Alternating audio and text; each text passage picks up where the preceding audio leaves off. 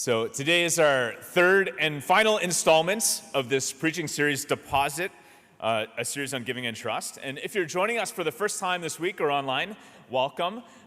You might be like, oh, they're talking about money.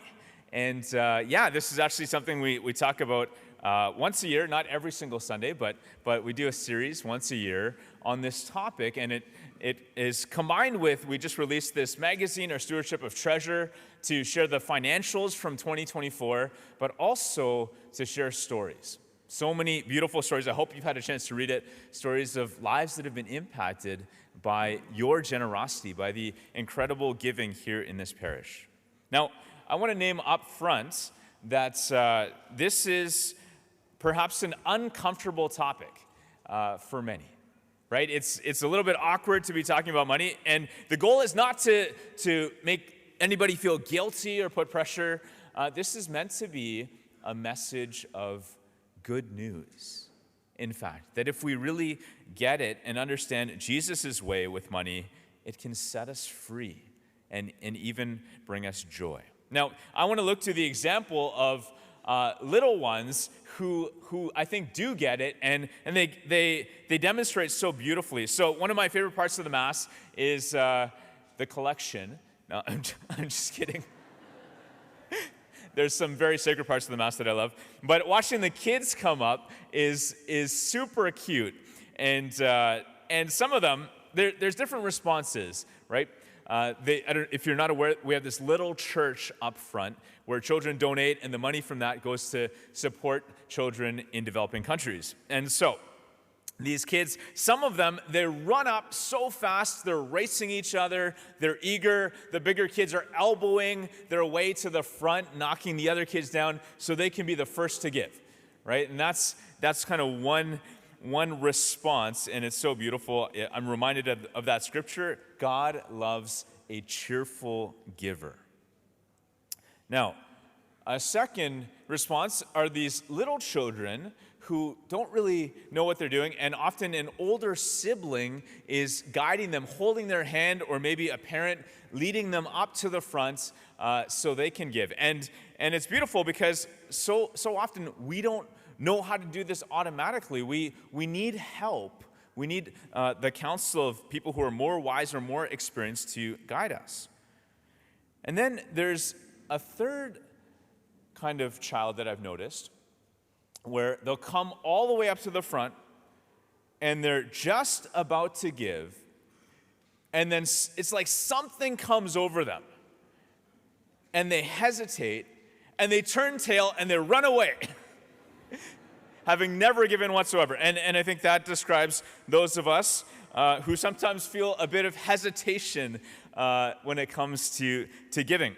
In fact, just about a month ago, Father Dan was celebrating Mass, and we had already finished the collection, and they'd brought it forward. Normally the collection sits right here at the base of the ambo, and he's singing the preface. So this is leading into the Eucharistic prayer. And out of the corner of his eye, he sees this little kid who's climbed up the steps, who's going through the collection basket, like pulling out bills, and some of us, right? It's like that, what's in it for me, right? What can I get out of this?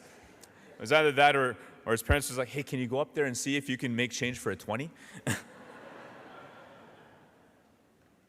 Now, as we're looking at this example of kids, you might be saying to yourself, yeah, well, it's easy to give away money that doesn't belong to you, right? Because, it's the parents that give them loonies and toonies or whatever. But isn't that the point? Isn't that actually the point? That everything we have, literally everything materially, but even our intelligence, the opportunities we've had in our lives, the work ethic, that everything comes from God. And so when we give generously, we're just giving away money that doesn't belong to us. Really, it belongs to Him. And yet, even having said that, this topic can still stir up a lot of fear and a lot of anxiety in us. We live in times of such economic uncertainty. Will I have enough? Will I be able to provide for my loved ones?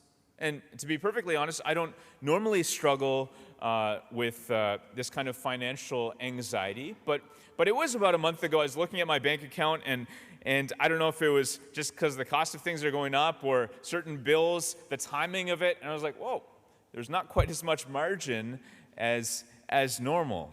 And there was this fleeting temptation to think to myself, am I giving too much away?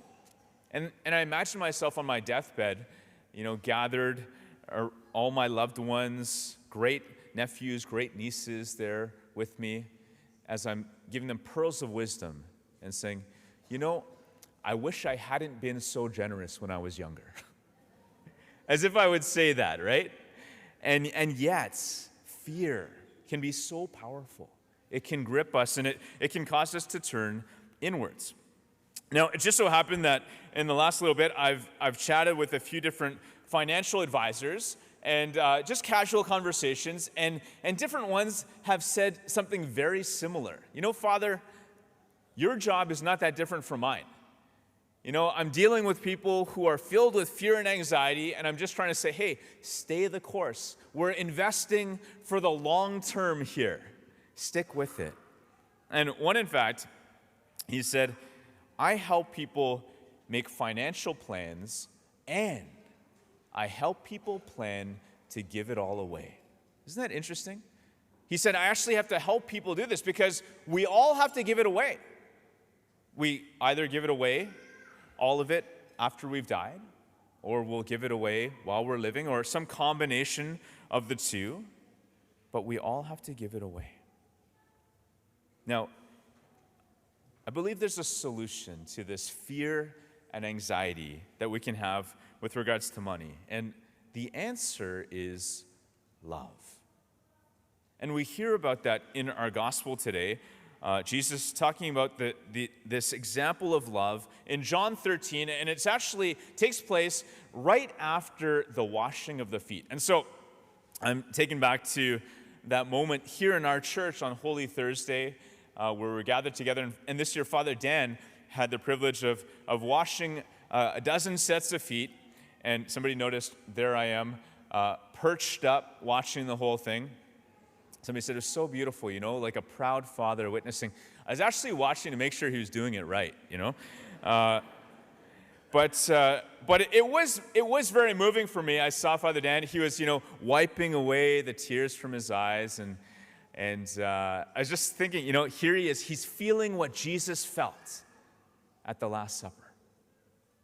And then I found out later, he wasn't crying at all. He was sweating profusely. Seriously, there was sweat coming out of his eyeballs. It was crazy. He was sweating so much, and to the point that he was crying, and these droplets of sweat were forming on his brow, and he was afraid that they were going to fall. I was picturing, I don't know if you remember that scene from the first Mission Impossible where Tom Cruise is trying to break into this place, and there's like this bead of sweat that's about to fall, and if it falls, it'll set off all the alarms and everything. And it's picturing this Father Dan, hunched over this foot. He's just washed and dried, and this sweat is about to fall on it. And then imagine coming here, having your feet washed on Holy Thursday, and you leave and your feet are stinkier than when you got here in the first place. Anyways, I digress. The point is that Jesus washed the feet of the disciples, and then he said this, just as I have loved you, you also should love one another. By this, everyone will know that you are my disciples if you have love for one another. This is the mark of a disciple, that we would love. And it's more than just a feeling or a desire. It's more than just good intention or words, and love can include those things, but love is an action. And Jesus teaches us this, sandwiched between two very real actions, the washing of the feet, and then him allowing himself to be crucified the very next day on the cross. And I think what we can learn from this example is what Jesus models when he's talking about love. He's saying love is meant to be concrete and humble and sacrificial. That these are some of the characteristics of the way Jesus loved. And as we're talking about being disciples and loving and today talking about financial generosity, this is one way in which we can love. It's concrete because, when we give money, this represents something that you've worked hard to earn. It's humble in that it's hidden. Like, we're not going to publish how much you give. That's between you and God. And if you're married, you should talk to your spouse as well. I recommend that. And it's sacrificial. It literally costs us something. There's a denying of ourselves. When we give away money, we're saying, this is money I could have used to spend on something else, but I'm sacrificing it. And that's real. I was struck by the beautiful testimony that Matt and Leanne gave, the video that we played last week. In the very end, Leanne said this. She said, "Every time I'm at Mass, I'm aware of the sacrifice that Jesus made for us. Giving that is predictable and something that we do on a regular basis is a way for us to feel like we're making a small sacrifice in return. That we're giving of ourselves in memory of Jesus giving his life for us." So why does this matter so much that we give? I think one, it's this antidote. Ironically, this antidote to being afraid and full of anxiety around money is to try giving some away. It actually can set us free, turn us, instead of inwards on ourselves, turn us outwards on the needs of others. Giving in a way that's concrete, humble, and sacrificial. And I think a fringe benefit when we give is sometimes God, who is so generous to us, he allows us to see some of the fruit. And that's why we went to great lengths to share some of these stories with you in this magazine. You know, this parish is super generous. And last year, you might have read it, St. Vincent de Paul gave away $100,000 to people in need. And then on top of that, we started this thing, we call it SBP Cares. We gave away another $120,000 to individuals and families in need. And the origins of that is that 4 years ago, 2021, we were talking about this biblical principle of tithing. That is to give away 10% back to God. And so we invited you to try tithing, and some did, to see like what kind of impact will this have on my spiritual life. And as I was preaching on it, Father Alex, he challenged me. Some of you might remember Father Alex. He was a previous associate here. He challenged me, "Father Simon, you should start tithing." That guy's always pontificating about stuff, you know. There's a reason he's no longer here with us. Well, I did. I started tithing, and I haven't regretted it, giving 10% back to the parish. I've always had enough. And then we felt called as a parish collectively to start tithing. That we, from our regular income, that as a parish we would budget. Every time we sit down to plan, we right away off the top, we give away 10%. That's right in our budget to those who are in need. And it's been such a blessing. I have no regrets.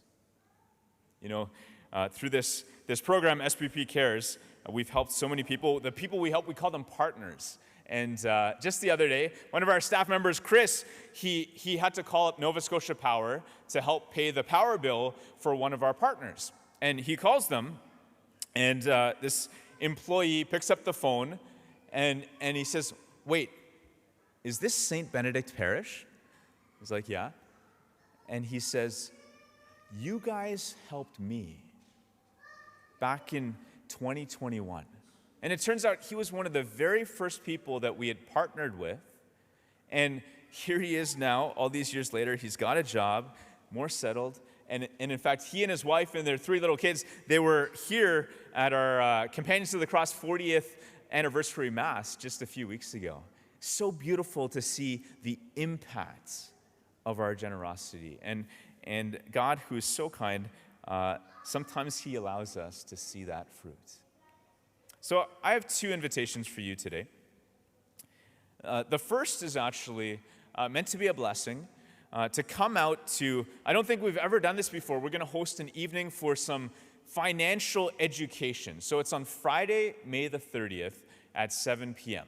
And this is an evening, it's free, by the way. You don't have to pay to come. It'll be about an hour, maybe an hour and a half tops. But it's meant to help people to learn a little bit more about finance. If you're like me, you got no formal training, so learning how to save, learning how to budget, learning even how to start to invest.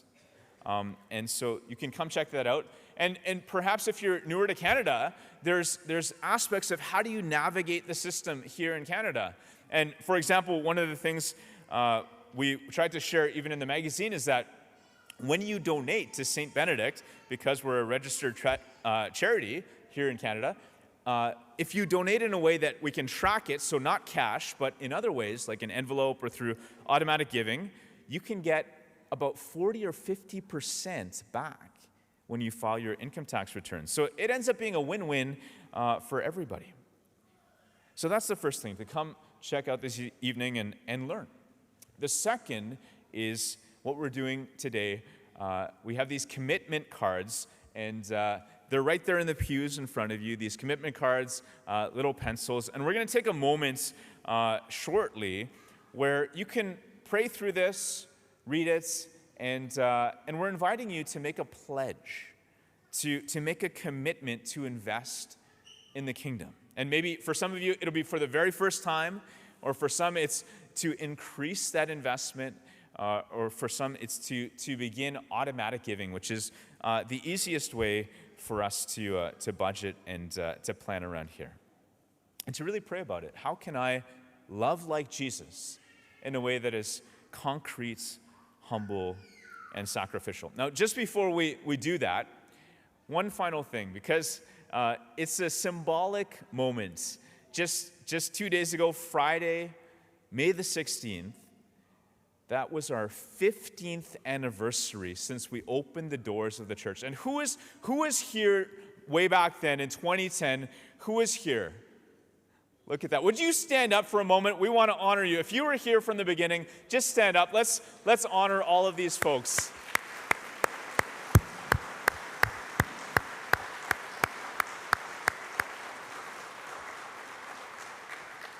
Thank you so much. You can be seated. These are just some of the many who are represented who, over 15 years ago, they chose to love in a way that was concrete, humble, and sacrificial. They invested in the kingdom. They gave of their finances so that years and years later, we would be blessed. We would have this beautiful sacred space, this church, where we could come together and worship God. And what I'm inviting you today is to make a pledge, as those courageous people did today, so that 15 years from now, we'll be able to see even more fruit, thousands and thousands of people coming to discover the love of Jesus. And so we'll take a moment, we'll have some background music playing. Why don't you take those cards that are in your pews, the pencils, and we'll just take a couple minutes to fill them out and prayerfully respond.